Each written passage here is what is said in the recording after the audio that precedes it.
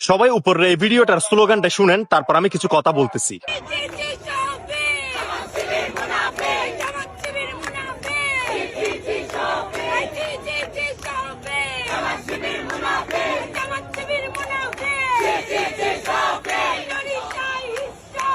আসলে আমি কোনো দলীয় পক্ষ নিয়ে কথা বলতেছি না, তবে জামাত দলটা হচ্ছে কিছুটা দেখেছি আমি কোরআনের আইন প্রচার করে।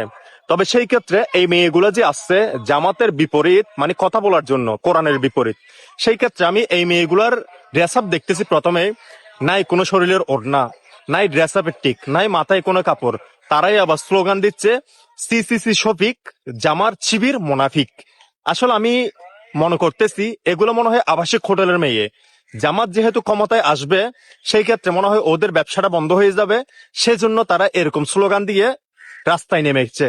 যদি আপনাদের ভিডিওটা ভালো লেগে থাকে তাহলে এখনই জোরের গতিতে শেয়ার করেন।